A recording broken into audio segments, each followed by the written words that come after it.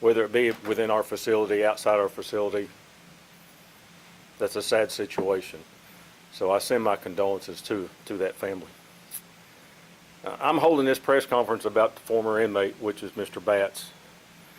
And many of you reported last week that David Batts' cause of death was meningitis.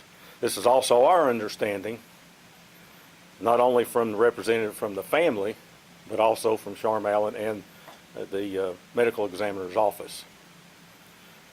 I'm going to give you a timeline, if you will, of how things progressed up until the time that Mr. Batts passed away. So I'll be reading off a few things to you, so I'll try to go very slow so that you can keep up with it.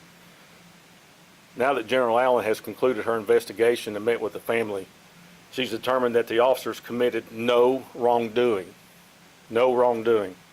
We're now able to release the body camera footage to those who have requested it, including the family. I do not release body cam footage during an investigation unless there's an extenuating circumstances that I deem necessary. And there's a reason for it. It's not that we're trying to hide anything. I've been very, very upfront with everyone from the very beginning that we'll be very transparent, and that's what we're doing now. A few people will always jump to conclusions and accusing officers of wrongdoing. I always want to get the facts and allow due process before rendering those findings. The timeline I'm about to give you is an approximate, but we'll give you an idea of the time David Batts was within our custody. We'll go back to January 7th of this year at approximately 1 o'clock. Mr. Batts was arrested for sexual battery at the UT Medical Center and transported by KPD to the detention facility, that being the Roger Wilson Detention Facility. At 1:57, or approximately 1:57, Mr. Batts arrived at the Sally Port of the detention facility, and at approximately 2:23, the KPD transportation driver and the Knox County Sheriff's Office intake staff removed Mr. Batts from the KPD transportation van. At approximately 2:24, Mr. Batts' initial pat-down process was started, and at approximately 2:26, KCSO medical staff arrived at the Sally Port to assess Mr. Batts due to his recent release from UT Medical Center 1 hour prior to that. At approximately 2:27, KCSO medical staff reviewed Mr. Batts' discharge paperwork from UT Medical Center along with KPD transportation driver. Both the KPD transportation driver and discharge paperwork were indicated that Mr. Batts was intoxicated. At this time, intake officers attempted to get Mr. Batts to comply with a pat-down and a cloth body search. Mr. Batts did not abide by these requests or attempts. At approximately 2:28, the medical staff corresponded with Mr. Batts. Afterward, he was escorted to an isolation room due to ongoing non-compliance. At 2:25, approximately thereof, while in the room, Mr. Batts continued to be non-compliant with officers as they attempted to search his person and his clothing. Mr. Batts would not follow any commands given to him. While Mr. Batts remained in this room, he was checked by an officer, nurse, or supervisor from approximately 14:29, which is 2:39, to 10:53 p.m. on numerous occasions. During this time, Mr. Batts was observed moving around in that cell, standing at the window, looking out. At approximately 11:11 p.m., supervisors and medical staff were going to attempt to take Mr. Batts' vital signs. Both supervisors, officers began speaking with Mr. Batts through the door to gain compliance. Mr. Batts continued to refuse to follow the officers' verbal instructions. Officers entered the isolation room, gained control of Mr. Batts, and allowed a nurse to check his vital signs, and which occurred. At 11:17, the nurse decided that Mr. Batts must be transported back to UT Medical Center via ambulance. Mr. Batts was escorted to the shower area to be dressed in an inmate uniform, and Mr. Batts entered the shower stall to be dressed in that uniform. And from approximately 11:21 to 11:30, Mr. Batts was non-compliant with all verbal instructions and continued to grab and or bite and attempt to bite officers during that dress process. We will be releasing the videos after this conference here so that you can see what went on, and there's no need for me to answer any questions about the video here now. The video is what it is, and you'll see what went on. And at approximately 11:34 that evening, first responders and AMR ambulance arrived at the facility to transport Mr. Batts back to UT Medical Center. This was all on January 7th. On January the 8th of this year at approximately 5:30 a.m., the judge released Mr. Batts from custody on pretrial release. And KCSO officers that were there at the hospital were relieved of their duties. At 11:25 that night, Mr. Batts passed away at UT Medical Center.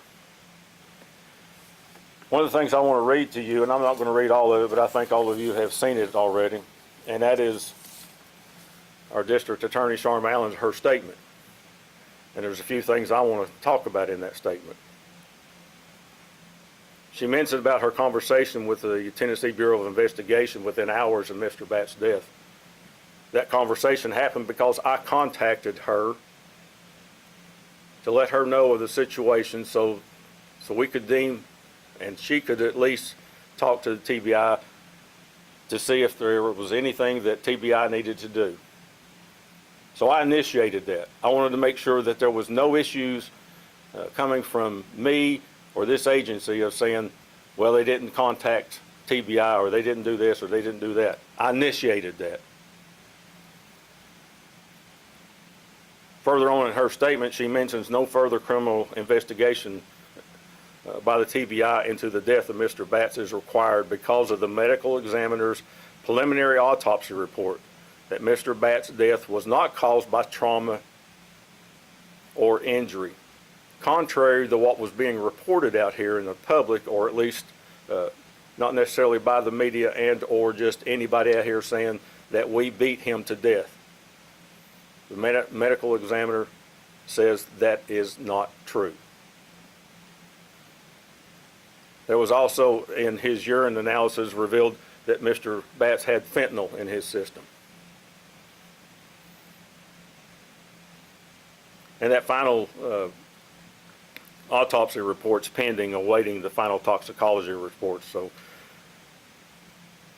that conversation with our Attorney General and the medical examiner's office. Also, the injuries to Mr. Batts, this is coming from her statement. Injuries from Mr. Batts' face did not cause or contribute to be his death in any way. Mr. Batts was suffering from meningitis. And she also said, based on her review of the involved responded to Mr. Batts' assaultive and resistive behavior were appropriate force under the circumstances. Accordingly, she has determined that criminal prosecution based on Mr. Batts' injuries is not supported by the evidence, which you will see when you see on the videos. Now, there's a lot of claims that have been going on out there about what Knox County Sheriff's Office officers have done.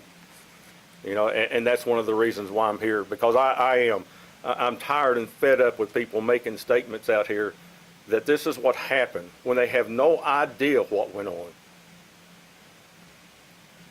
And that's my job, to make sure that if something is done wrong, then by God, we're going to deal with it. But if my people have done something right, then I'm going to make sure I stand up here and defend them as well. Because this agency deserves that.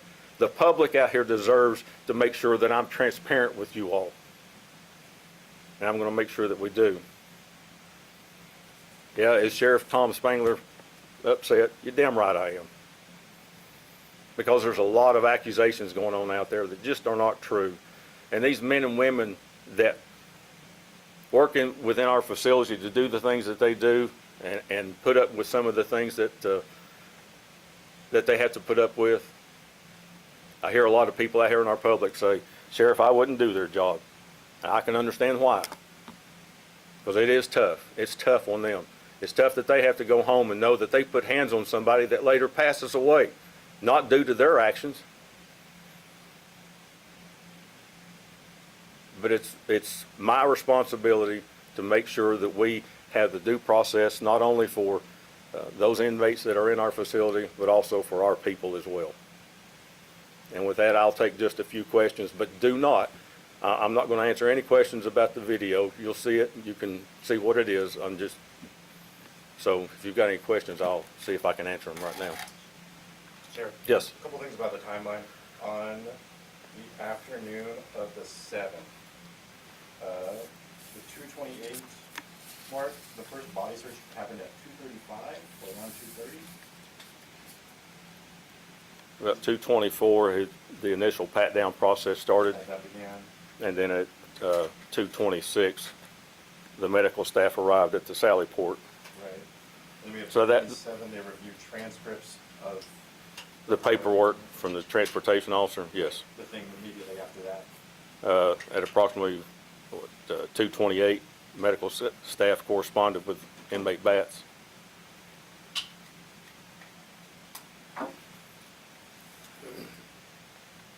Obviously, just a minute later. And then there was something at 2:35? I don't have anything at 2:35. What I have at, Mr. Batts remained in that room. He was checked on by officers, nurses, and supervisors from approximately 2:39 to 22, which is 10:53 on numerous He occasions. was in a cell by himself? Yes.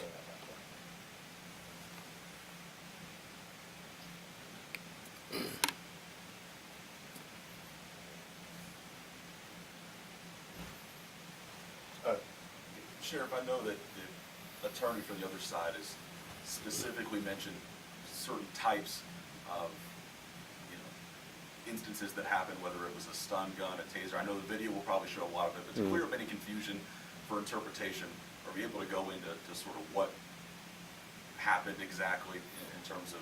No, and I'll tell you why, because they have retained an attorney now, so I'm not going to go into that.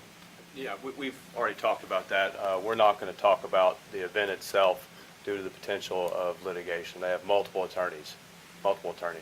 And this is Houston Havasu, my counsel. So what's next for you guys here? You release the video and then is it litigation? You guys have to wait and see? Well, we're obviously, if they've retained an attorney, they're more than likely they're going to be some sort of lawsuit, litigation, or whatever. So we will continue on with business. We'll continue not only taking care of the inmates at our facility, but also our community out here as well. So that's not going to stop. Yes, Was he tested for meningitis while he was at the hospital or in custody, and were officers or medical staff tested for it afterward? We have no idea because at least in the very beginning, we just found that out after he'd gotten back to the hospital. So we don't know if the hospital checked him the first time. We have no idea. Sheriff, are you able to speak to jail staff's training about restraint and escalation of restraint techniques? Sure. I mean, they're trained in that. When they come in, they have their annual training as well. So de-escalation is involved. But I think when you see within the video, you'll understand what went on. Sheriff, I know that obviously no wrongdoing was found by the district attorney's office, but is there any lessons or takeaways that you can personally find from something like this? I mentioned it earlier. It's always sad that if anybody's been in our facility or something and whatever, later they pass away and somebody said, well, what happened while they were in jail? Those are things that are really difficult for me to grasp because we're always, or some people are always looking for someone or something to blame for that. And I guess the other thing too is, as I mentioned, let's get the facts first before we start accusing people of, I think what was put out there was that we beat him to death. That did not happen, period. And I guess that's why you see my demeanor the way it is, because when you get accused of things like that, and you know it's wrong.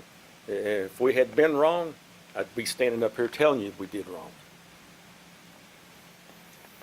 Just clarifying, you're still waiting results of the final autopsy, is that correct? That's correct, yeah. But that preliminary came from them, and they're waiting on the toxicology, so that's what they're waiting on. Okay. Sheriff, 2025 started with both this incident and the death of 18-year-old Devon St. Germain. There are community members who probably simply aren't going to believe your guys' side of the story. Some of them might even be at county commission tonight to present a petition Sure. that they've signed, among other things. What do you have to say to those who aren't going to hear you out right now? I can only tell the truth. That's all I can do. I can tell you the truth. If it doesn't fit your narrative, I'm sorry. Do you think there's any room for reassessment of the department's body cam policies? There's always room for that, yes. And that's already in the process. Can you elaborate? No, I just did. I don't mean that bad. I did elaborate, and I'm looking into that, so taking care of it. Anything else? Sheriff, is there any, this might even be just my own ignorance, but is there any good data that we can find about how jail staff are trained and policies and procedures at the detention center? Well, this is a man who's defended people in the past as well, and so we know that the training, that they get that de-escalation training, it's a mandatory thing, it's not a voluntary thing. They get that in the very beginning, they get it periodically, so that training is in our policies. Anything else? Well, thank you all for coming, I appreciate it, thank you.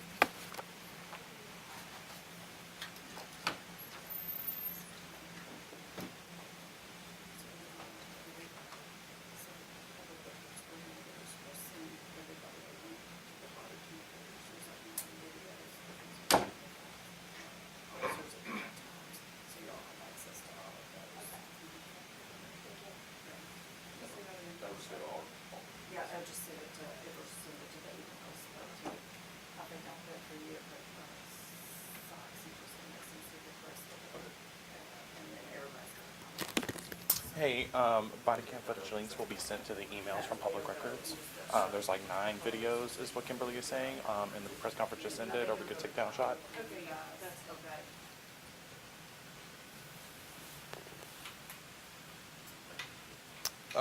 He was not answering questions about body cam footage, so there's really no other sound here that we can get, so my plan was going to run Avery back, and then Avery's going to get in touch with those experts you sent.